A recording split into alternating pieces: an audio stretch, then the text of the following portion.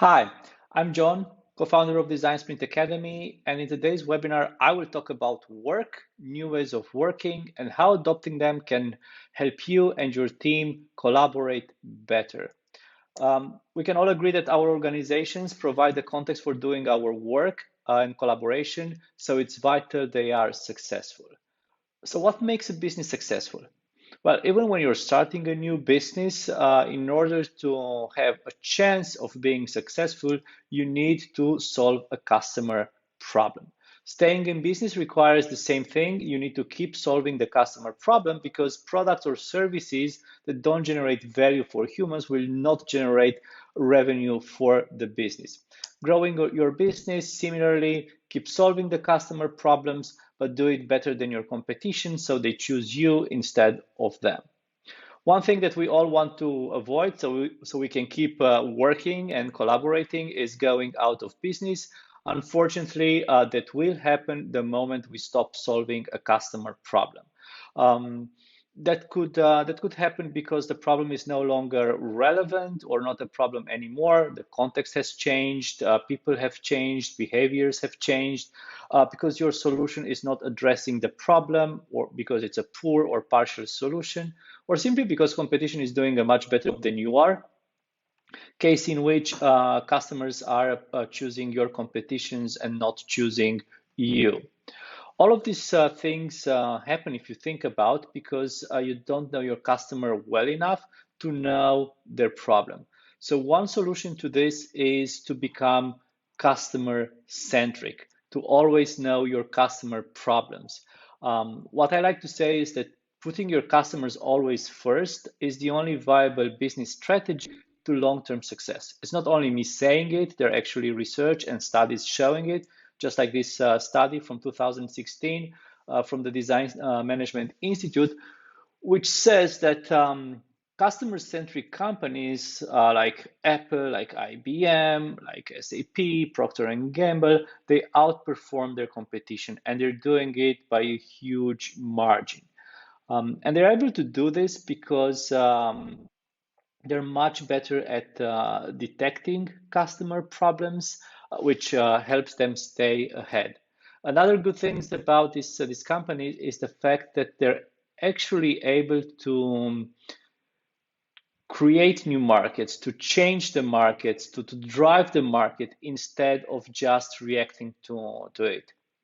You can do this as well. There's just this all you need to do is become customer centric. So what does that even mean? Customer centric. I'm sure that everyone has heard this buzzword at least once.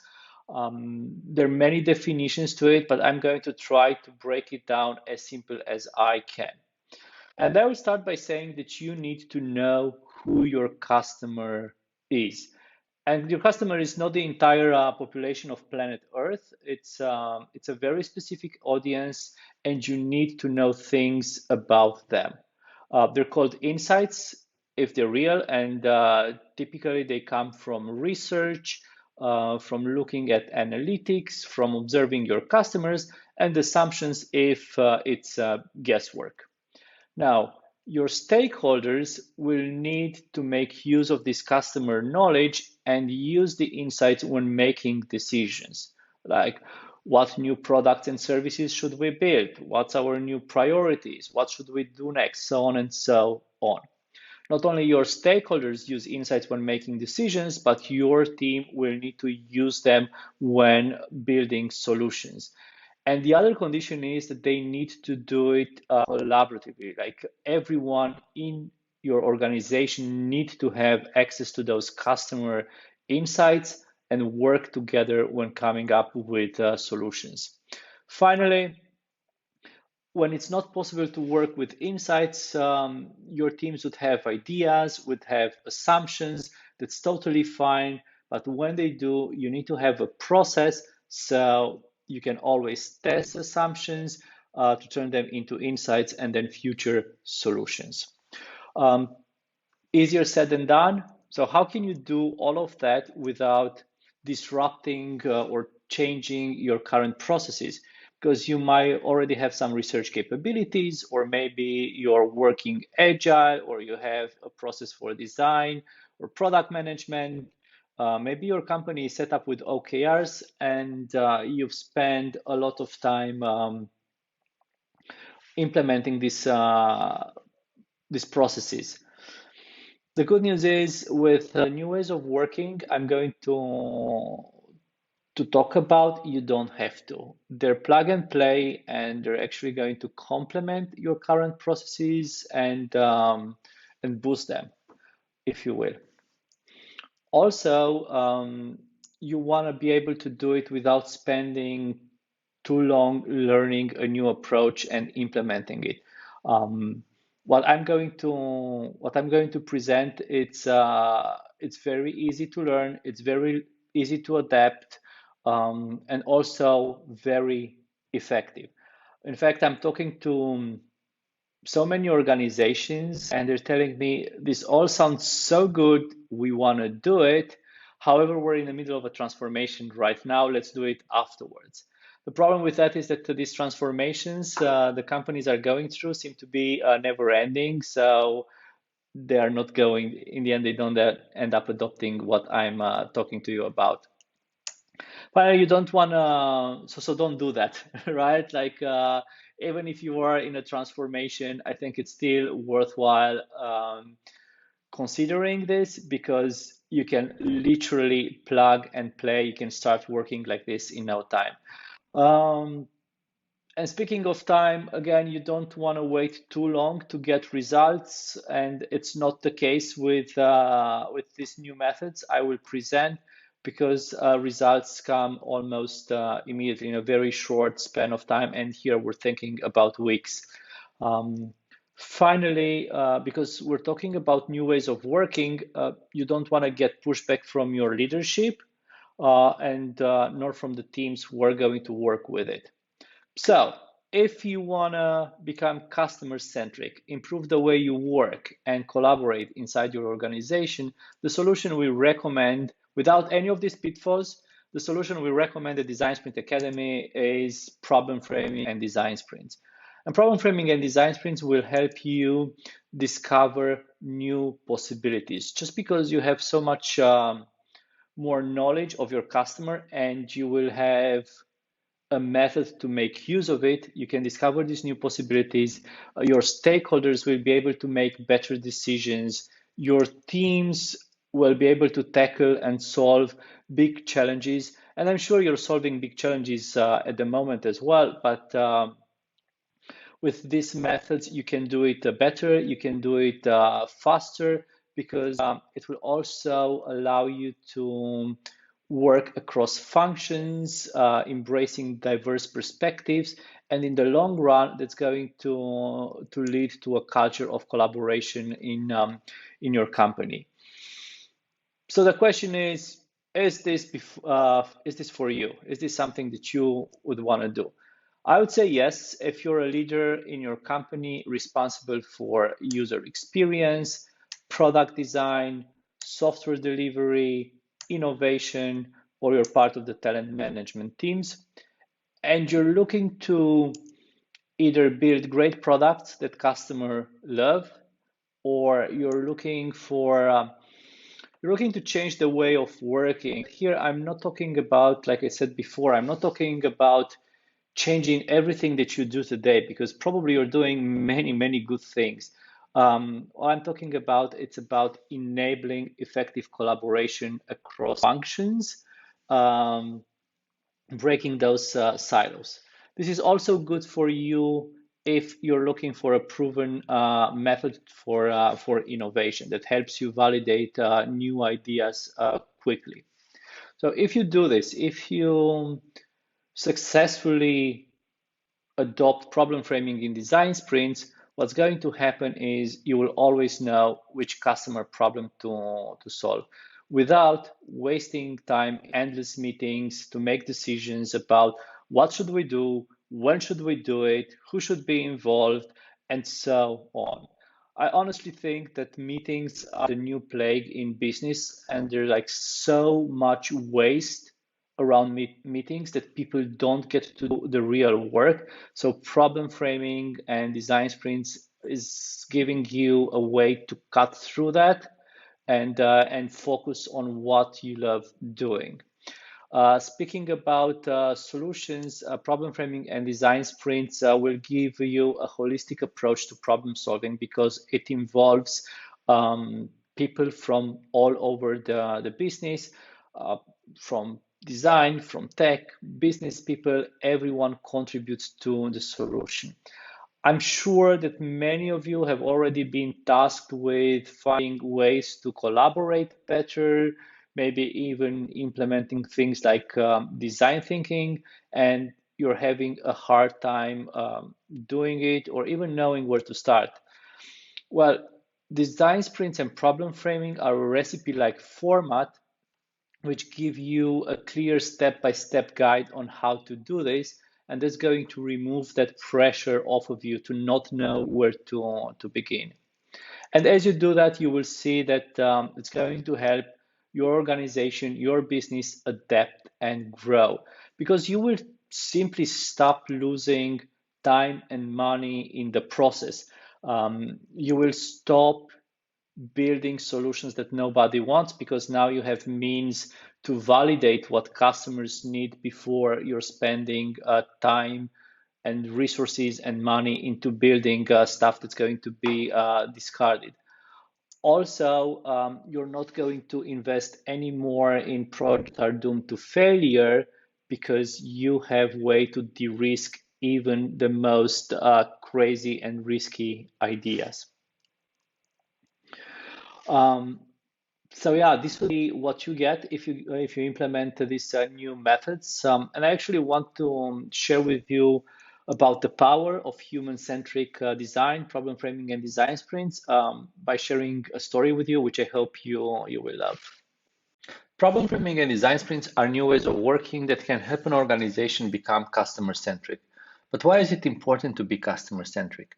To answer that question, I would like to tell you a story about the power of human-centric design.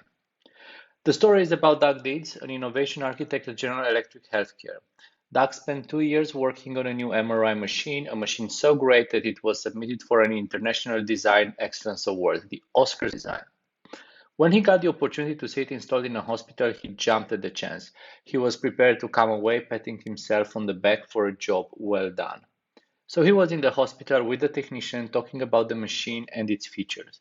But then the technician asked him to step out in the hall for a moment because the patient needed to get a scan. When he did, he saw a frail young girl walking toward him, tightly holding her parents' hand. The parents looked worried, and their young daughter was clearly scared, all in anticipation of what lay ahead, the MRI machine. As the family passed by, Doug could hear their hushed conversations, Dad urging the girl, "We talked about this. You can be brave. You can do it." But when she got into the doorstep, the little girl froze and tears started rolling down her cheeks. To Doug's alarm, the technician picked up the phone to call for an anesthesiologist. And that was when he learned that hospitals routinely sedate pediatric patients for their scans because they are so scared that they can't lie still long enough. As many as 80% of pediatric patients have to be sedated.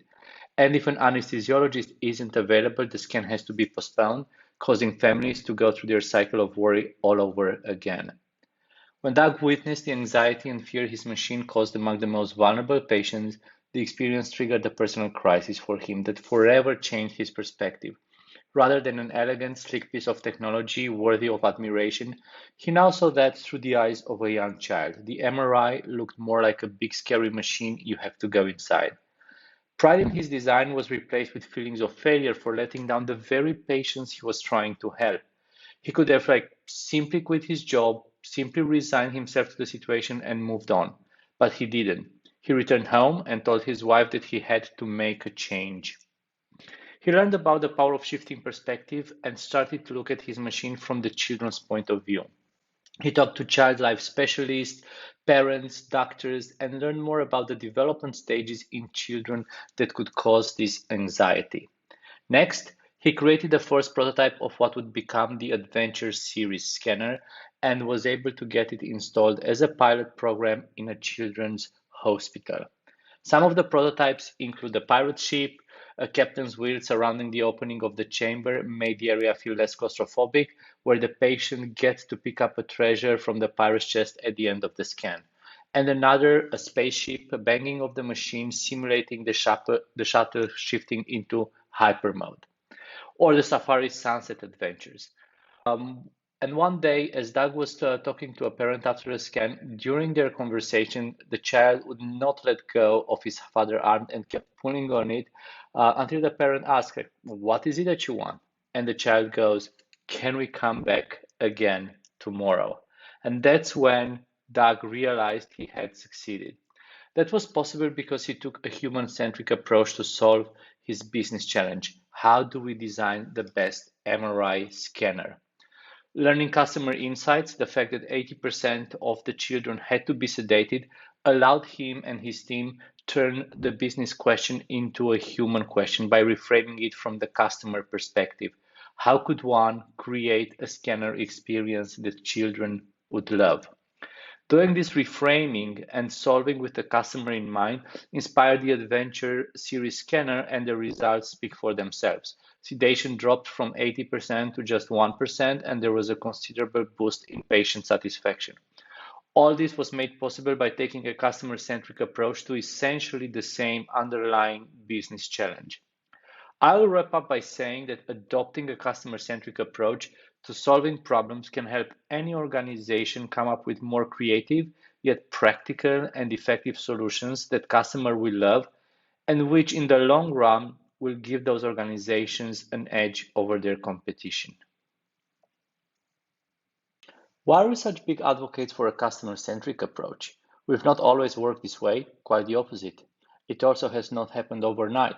Our journey took years, making some costly mistakes along the way. I will share our experience, hoping this will help you avoid making the mistakes we did and inspire you to embark on your own journey to become customer-centric and your own journey to success. Our story begins in 2007 when we ran a product design agency, New Haircut, helping startups build and launch their ideas to market. Like any self respecting and legit agency, we had design, engineering, and QA teams working together, sort of agile, to bring to life the dreams of our customers, having more or less success. Until one day when we signed a new client, Jim. Jim was not your typical startup founder, being already retired after a successful career. Inspired by his college student daughter, he had a vision to help students start their professional life on the right foot by creating a platform 2 to 5 a.m. that would provide them with the best career opportunities. He trusted us to build it, and with our team and our lean product development process, we felt up to the task. We would take his idea, create and launch an MVP, learn from the market, iterate, making 2 to 5 a.m. the next big thing. We started, how else, with meetings. Engineering to decide the tech, designers to decide the creative direction, followed by the daily stand up meetings. After all, we're working agile. Probably this is familiar to many of you, as this is the default way of working. Our initial plan quickly went south. Our client was very excited about the product, had lots of ideas, and requested more features, which we said we didn't say no to. All of these features taking longer and longer to build. This new request added more complexity, so we needed more meetings to make more decisions and figure out solutions, which was reflected in the timeline, which got long, much longer than anticipated, and the team was getting worn out and demotivated. We were building features on top of features, losing track of what was important and relevant. Also, we exceeded the initial budget many times over. But 1 year and a half later, we launched 2 to 5 a.m. It had many outstanding features like integration to all social networks, dashboard, analytics to manage the job finding process, machine learning to make the best recommendations for connections, and many more. We were very proud. We could not be more excited about our work. We nailed it. Our team celebrated what we thought was an outstanding achievement. We launched a product using the latest tech, lots of functionalities, great visuals. Our job was done. We set our client for success. Or did we? Soon, reality hit. Just a few short months later, our startup client shared the fate of 90% of startups and failed, going out of business. We realized the way we worked was broken. We had to stop creating products that had no market fit. We also wanted to ensure that customers want and need the products we build for them. So we started to research new ways of working, and the amount of information we found was overwhelming. We came across many tools and methods and tested them without much success. They were either too complex or required more time, which our clients were unwilling to pay for, or simply not the right tools. After months of trial and error, we still did not have the formula to get into our users' minds, so we knew what to build for them. We almost lost hope when we discovered that the world's best companies, including Google, use a shortcut called design sprints to prototype and learn before they build. The value was clear right in front of our eyes.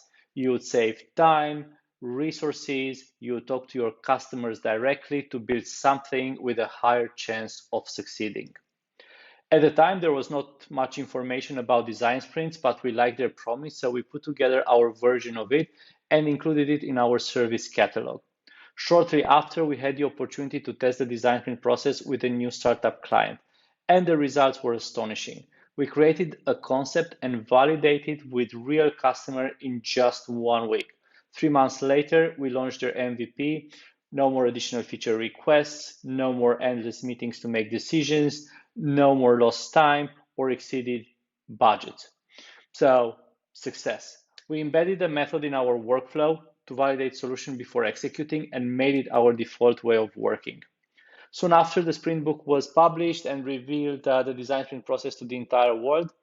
And while the book has certainly filled in some gaps for us, as we applied the process with our clients, we found ways to improve it further and share that experience with the world as well. Other organizations became interested in this method and wanted to learn about it, so we did the first design sprint training ever with the Startup Institute in New York. We fell in love with design sprints and their transformational impact, so we decided to make design sprints our focus, and such we became Design Sprint Academy. For the past 5 years, we've been facilitating and teaching design sprints, as well as creating new methods like problem framing to help organizations become customer centric, collaborate, and work better.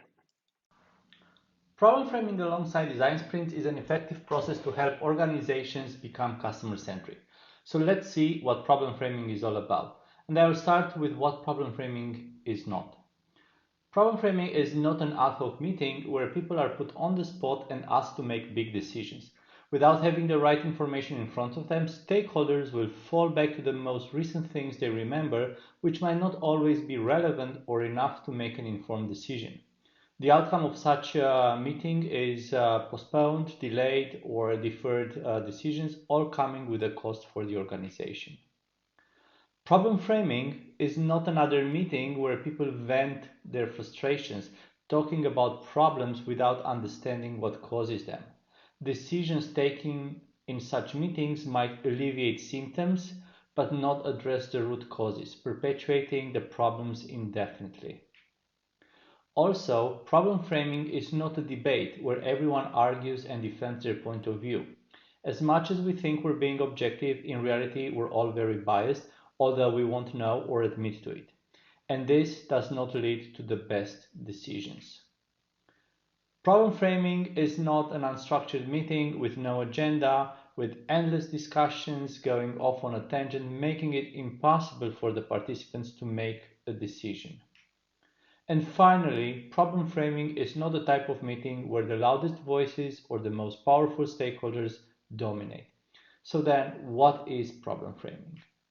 Problem framing is a critical thinking process to understand and reframe a business question into a human question, where a group of decision makers think senior stakeholders expand their understanding of a problem by embracing new perspectives, exposing assumptions and blind spots, and visualizing relevant insights and data. At the end of the process, the stakeholders are aligned around clearly defined problem statements. This is how it works. We start by contextualizing the problem by understanding the entire context and the problem space. We will then justify the business need, asking questions such as why are we doing this project? What do we want to achieve? How can we measure success? And many more. By the end of this phase, we will have a group of stakeholders aligned around common goal, objectives, and how to measure success. Once that is clear, we look at the customer. Who are our customers? Is what we want to achieve solving a real customer problem? What problems do our customers actually have? What solutions do they already use? And other. Having understood both business and customer, we can then reframe our business questions through our customer perspective, turning them into actionable problem statements or future opportunities for our organization. So what outcomes can one expect after problem framing? First, we get a prioritized list of well-defined problem statements and all our main stakeholders agree upon it. The other benefit is understanding the customer and including this knowledge in decision making. Typically, the more senior our stakeholders are, the further removed they are from the customer. Adding the customer point of view will result in better, more informed decisions. And one of the most important outcomes is alignment. A problem framing workshop can save months of undecisive meetings and secure the much needed stakeholder buy-in. What is a design sprint? I hope we all agree that organizations constantly need to come up with creative solutions to the most challenging problems in order to innovate and grow. One of such methods, one of the most popular methods to generate ideas and solutions is brainstorming. The concept is simple and I assume familiar to everyone. A group of clever people will generate as many ideas as possible and then prioritize, combine, and refine the best ones to get to an ideal solution. As popular as the method is, more often than not, brainstorming does not deliver the best expected outcomes. Yet the practice is widely adopted and continues to be used because it's still a better and more democratic alternative than other options despite its many flaws. As an alternative to traditional brainstorming, the design sprint avoids many of brainstorming pitfalls. I hope the following comparison will give you a better idea about the potential of design sprints. It's very common that in a brainstorming session, some participants loudly dominate the conversation, while some sit silently throughout the meeting. In a design sprint, this is quite the opposite. Everyone has equal time to share, there's no voice dominating, and everyone contributes equally. When it comes to the focus, the topic of the session, many brainstorming sessions lack planning and organization. The problem that needs to be solved is unclear and sometimes crucial stakeholders might not be in the room. That will make the group focus on accessible topics like obvious symptoms instead of solving the real underlying problem. Looking at design sprints, there's always a clear challenge to start the sprint with, a problem that is worth solving and worth the investment. Having this clear focus means that only experts capable of solving the problem will take part in a design sprint. That will reflect in the outcomes as people who better grasp the challenge will generally generate better ideas. Brainstorming leads to convergent thinking. Brainstorming results are largely groupthink and not necessarily individual thoughts or ideas. However, research has shown that the ideas generated working as individuals are better than those generated by working as a group. There are a few reasons why this happens. Apprehension, which is fear that one's ideas are not as good as the others. Freeloading, which means keeping thoughts to oneself and letting others take the initiative. Or production blocking. This means that no matter how large a group is, people can only come up with one idea at a time if they want others to hear them. And the number of ideas plateaus with more than 6 or 7 participants, which incidentally is also the ideal size of a design sprint team. In contrast, a design sprint sets the stage and encourages every participant to come up with their ideas, providing a safe and collaborative environment. Instead of groupthink, each idea is evaluated following a structured decision-making process to select the very best. This is also closely related to the next point, which is quantity versus quality. Brainstorming is all about quantity, getting lots and lots of ideas, which is great. We all need that. However, we operate in the specific context of our organizations, which is governed by rules, constraints, and objectives. Finding good ideas is not enough. We also need to select those that will have a chance to be implemented by the organization. Unfortunately, many brainstorming sessions not only lack evaluation criteria, but they produce mediocre output. There are many reasons why this happens.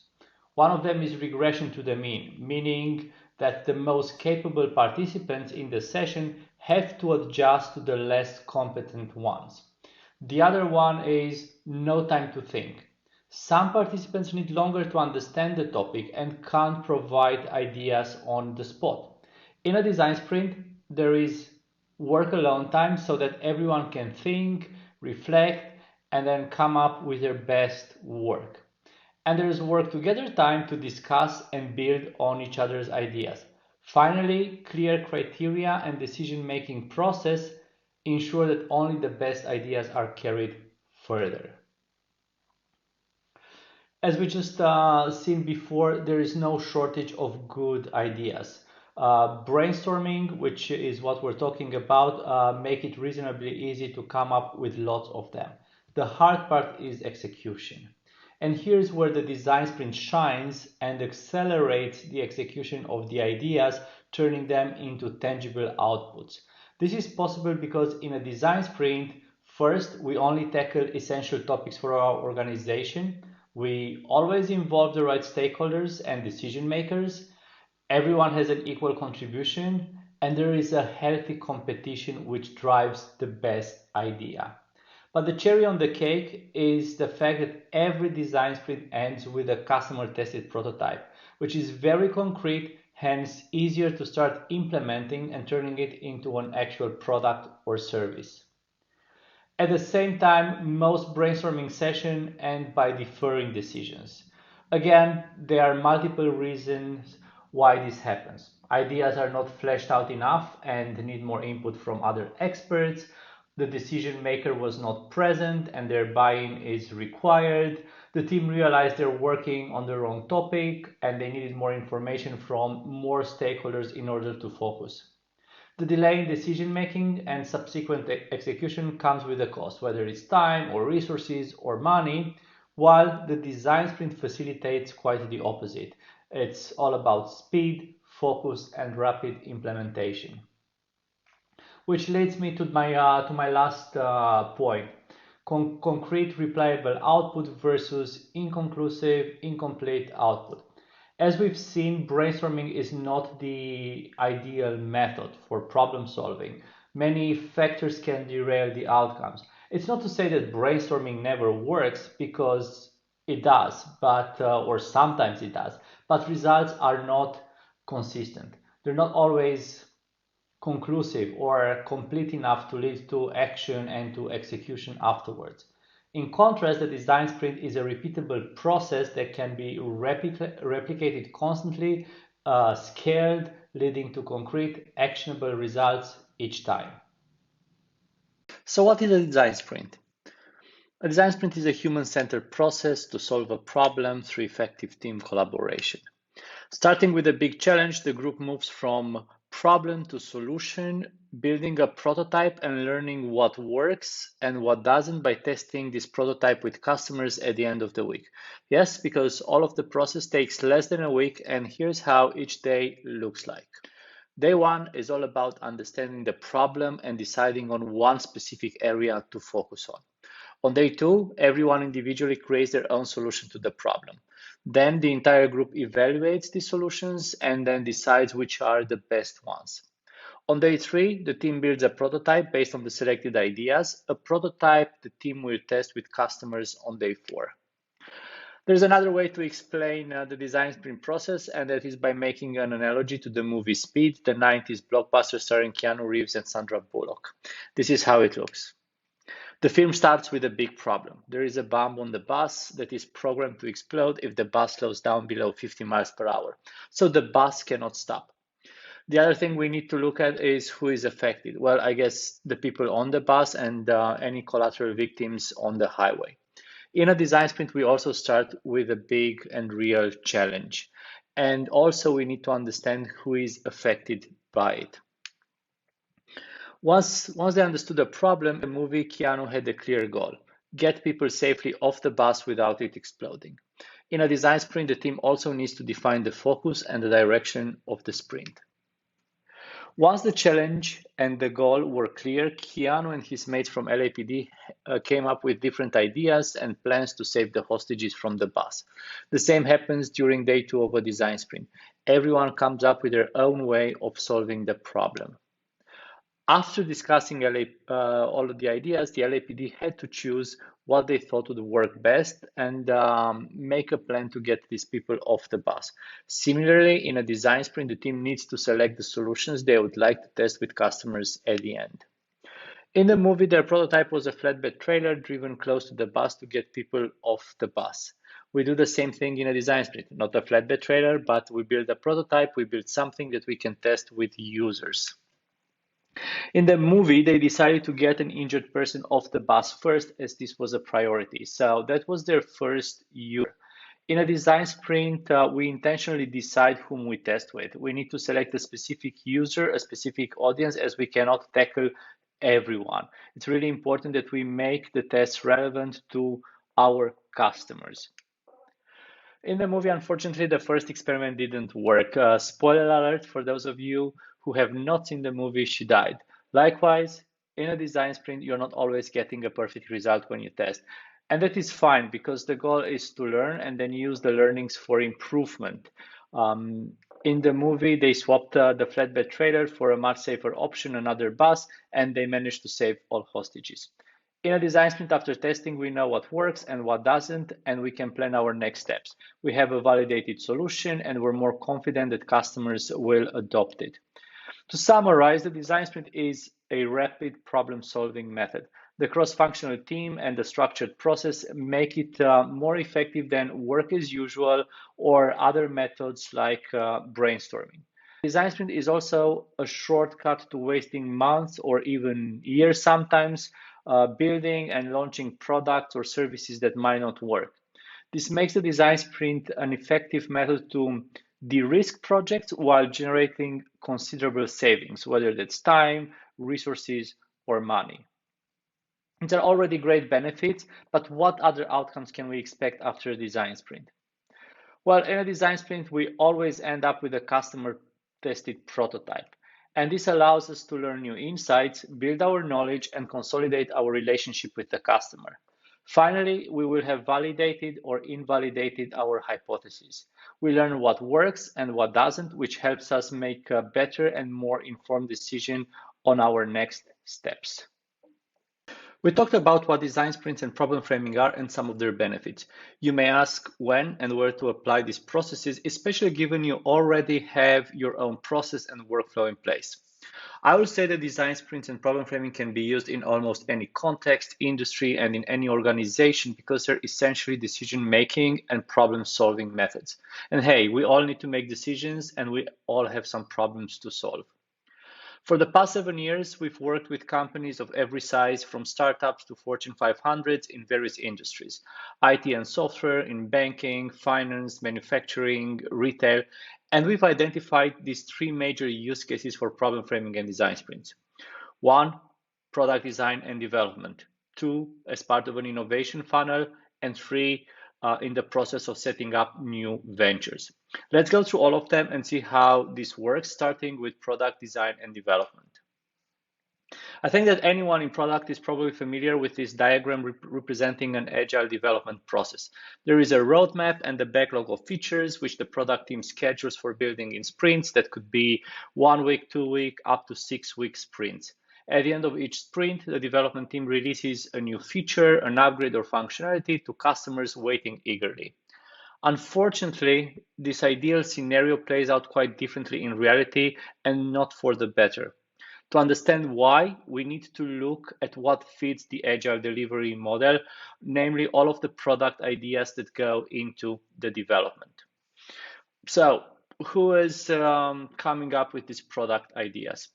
It could be business stakeholders. They might have new feature ideas they would like to implement just because they think they're good for the business, or simply because that's what the competition is doing and they don't want to lag behind. Often these requests from the business are poorly articulated and product teams fail to understand them.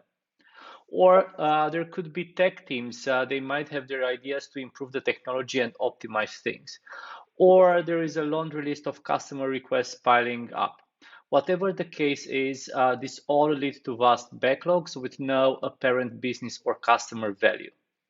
And when the finished work is in the customer's hands, unsurprisingly, it does not make the expected impact, whether customer satisfaction or revenues for the business. To run such an agile machine and keep it running is expensive. It takes a lot of fuel, and the fuel here is your team's time, money to pay for it, and other resources like tech, infrastructure, and so on. So when the output is subpar, it comes at a high cost. And surprisingly, this does not have much to do with the team's expertise or the technology being used.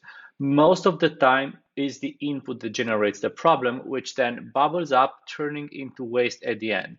Solutions that customers do not want or use.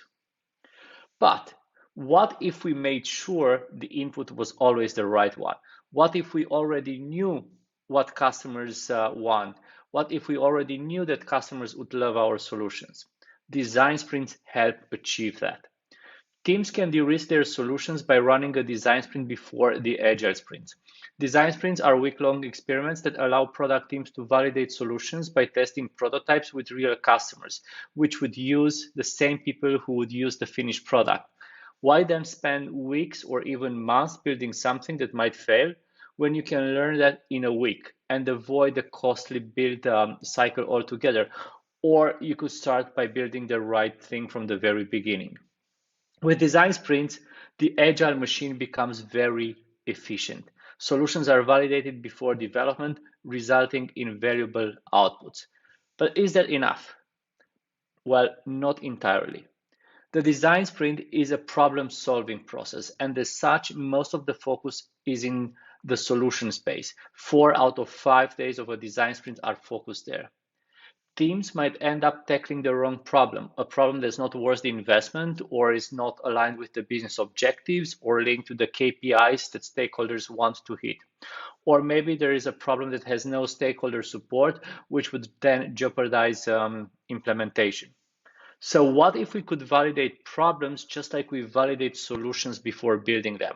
What if we could always focus on a problem worth solving? Enter problem framing. In problem framing, the relevant stakeholders will select and agree on the most promising opportunities, considering both the business needs and the customer problems they solve. Following the process, the decision makers will create problem statements that merge business and customer outcomes, creating value for both.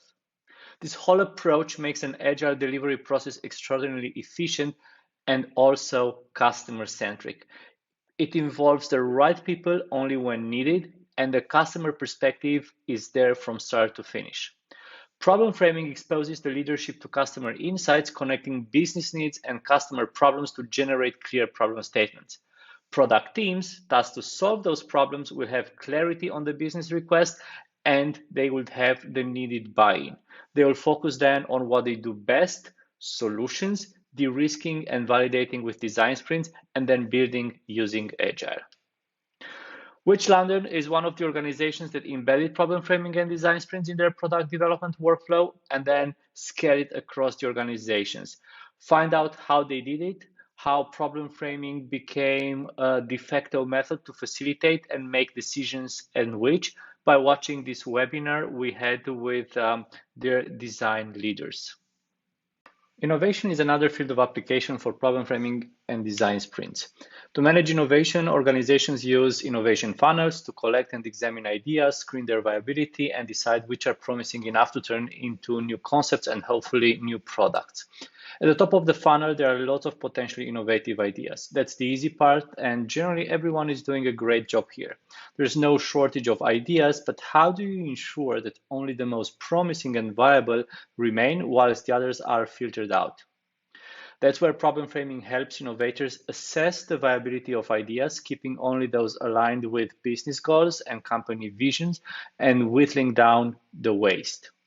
And then design sprints provide the means to experiment and turn these ideas into concepts and test them with customers. Problem framing and design sprints are repeatable, easy to learn, and scale methods, making them a great fit for any innovation process. To see how this works in practice, check out these webinars we did with Jennifer Downey, Director of Innovation at Turner Construction Company, and Cameron Rouse, the lead of DevX Challenge, an SAP innovation initiative, and learn how they boosted their innovation programs with problem framing and design sprints.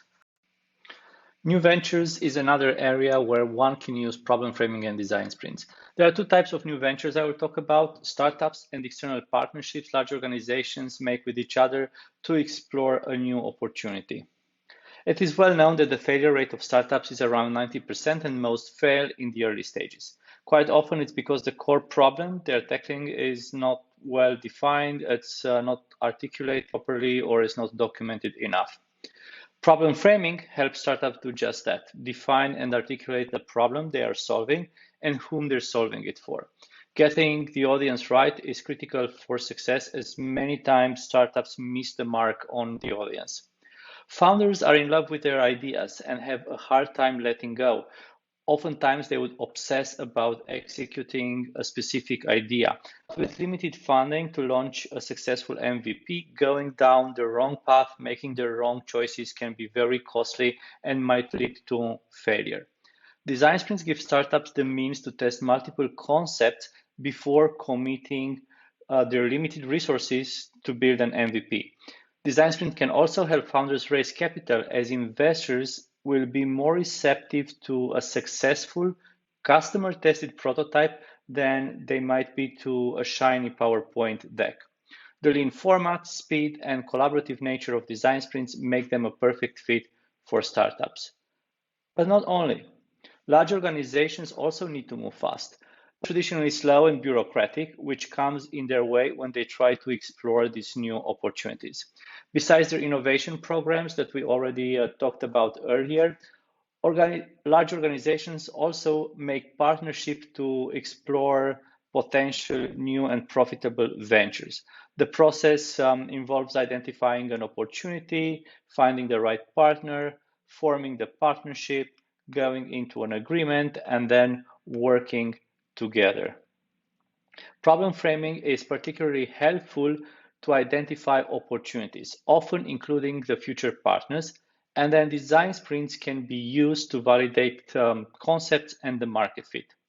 The alternative usually involves writing a 100-page business plan, a 5-year financial forecast, and a lengthy vetting process for partners, all without speaking to a single customer. What a waste.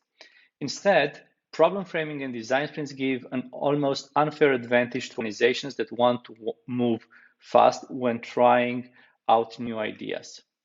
One such example is our client RGA, which happens to be the world's largest reinsurer in life and health space. A few years ago, we worked with them and we helped them create Life Design Sprint, which is now their default approach to innovation and new partnerships. Richard Verdin, the managing director at RJX, explained how Life Design Sprints work during the Design Sprint conference we organized with Google in London a couple of years ago. Being a reinsurer, RGA works with mainly large traditional and slow insurance companies in a space with almost no innovation. RGA was looking to change that by partnering with these companies to create new opportunities and open new markets. But to do so, they needed a repeatable, effective process leading to predictable outcomes every single time, and that's what Life Design Sprints delivered. And this is how it works. When RGA sees an opportunity, they will pitch it to key decision makers from potential partners to secure the buy-in for the process they would follow then from idea to a launched business. The output of this initial contact is setting a date for an upcoming problem framing session where RGA and the partner would explore the opportunity in more detail. Then senior stakeholders from both RGA and their partner would do together a problem framing workshop to identify relevant opportunities for both parties. The outcome would be clearly defined problem statements, and problem framing will only require 1 day, which is very suitable given the limited availability of the stakeholders who need to participate. Think very senior, busy executives. Once opportunities are identified and the buy-in secured, a mixed team of experts from both RGA and the partner will tackle these opportunities with design sprints, getting to new concepts and testing them with customers in just a few days.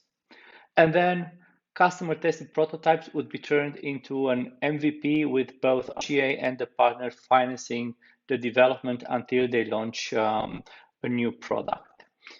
Some of the companies that RG was running sprints with are these ones, and the feedback speaks for how well design sprints work. To give you an example, I particularly like this. What often takes a year can be done in a week with live design sprints. Looking forward to defying industry convention. Or traditionally, innovating in insurance can feel like being asked to swim upstream in a river of trickle. Live design sprints gives us a speedboat. I hope you now have a better idea of how and where to use design sprints and problem framing. So where are you on this journey? What are you trying to improve, to change, or make more efficient? Think about it for a moment. Sometimes the answer to this question might be more difficult than it appears. Why? Because we want it all. Whether it's a great business model, successful products and services, an innovative company culture, sustainable growth, the list can go on and on. So maybe a better question would be, what is stopping you from achieving your goals today? And it might be that you're faced with fuzzy problems, or maybe you struggle to understand what your customer need. If that's the case, problem framing can help you figure out where and how to start. Or maybe you're dealing with multiple stakeholders with different views and opinions, and their discord is stalling any progress. Problem framing is an excellent method to align a group of opinionated leaders and secure a way forward. Or it may be that you want to change direction and discover new opportunities, but you just don't know which way to go. Problem framing can help you uncover and explore new horizons. And as well, design sprints can help you when you need to de-risk an investment by validating your solutions with customers, or when you need a very fast, effective, human-centric solution. Maybe you want to change how you collaborate in your company. When you want to break silos and change the way of working, design sprints can really help. Or maybe you need a method to instill creativity and a growth mindset within your teams. Design sprints can be the answer to that as well. You might be in one of the situations I covered, or your context might be completely different. That's okay. That's why I recommend that we have an initial consultation to discuss in more details your needs, your challenges, your goals, and together we can decide if we're a good fit for each other. But there are hundreds of other people watching this webinar, and there's so many I can talk to in a given day. Therefore, please schedule a meeting with me now if you want to have that conversation. Link should be there in the video description below. And if you schedule that meeting, let me tell you what will happen during our call. Together, we're going to explore your organization and your team needs. I will also share some exclusive real-world and relevant case studies for you to see how we helped others in similar situations to yours. And finally, we will see if we're a good fit for each other and how a future collaboration would look. I also want to thank you all for watching this video, and regardless if you decide to get in touch with us or not, I want to leave you with this question in mind. What is the one thing that would make investment in problem framing and design sprints the best investments you've ever made in your growth? Thank you.